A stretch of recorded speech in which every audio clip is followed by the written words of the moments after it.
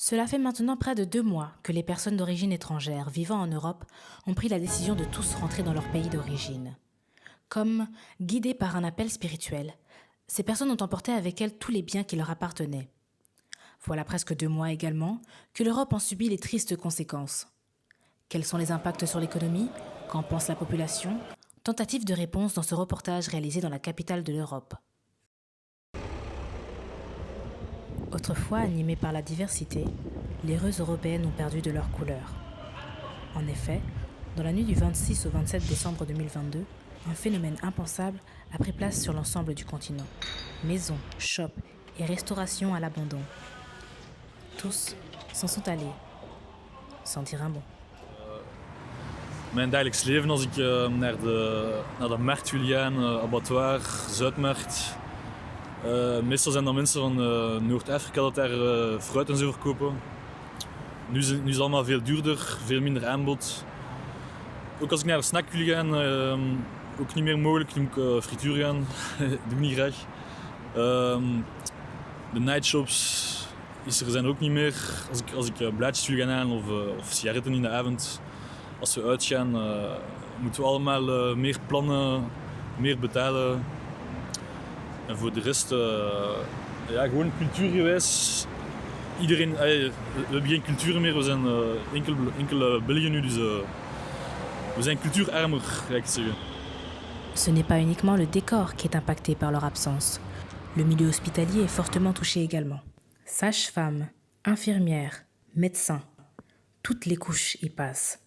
Les temps sont durs, il y a trop peu d'effectifs pour trop de malades, surtout en période hivernale. Une nouvelle crise sanitaire est inévitable, mais s'il devait avoir lieu demain, ce serait catastrophique. La fatigue s'accumule, le corps soignant s'affaiblit également. Les services comme les bancardiers, les techniciens de surface, le personnel de cuisine, où il y a aussi une grosse pénurie. La perte est énorme, autant au niveau de l'effectif qu'au niveau humain. Ça a forcément un impact négatif pour le corps médical. Les crèches et les écoles manquent cruellement de personnel. Trop d'enfants, pour trop peu de puéricultrices. L'idée d'envisager des puériculteurs a été envisagée.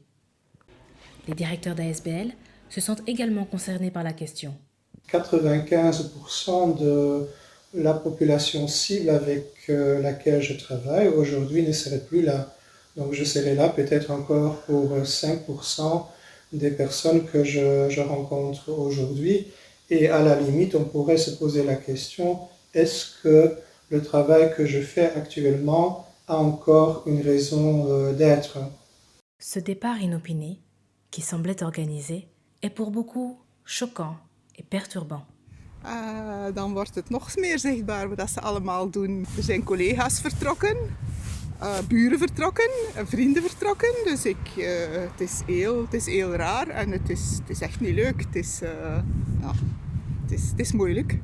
Het is triestig en het is moeilijk.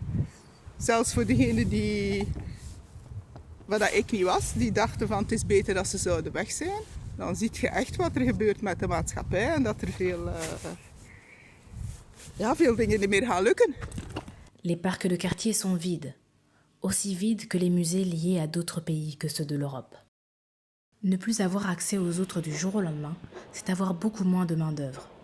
C'est de circuler beaucoup plus difficilement en transport en commun car beaucoup de conducteurs sont d'origine étrangère. C'est de ne plus pouvoir vendre de spécialités locales car principalement composées de produits étrangers. C'est de voir des aliments connus disparaître du marché et de ne plus avoir accès à une certaine technologie. Mais qu'en pensent les jeunes? Moi, je suis une personne qui écoute beaucoup de musique et depuis qu'ils sont plus là, les sorties musicales elles sont plus très intéressantes. J'écoutais pour la plupart du temps des artistes qui venaient d'Afrique comme Damso, Hamza et Aya.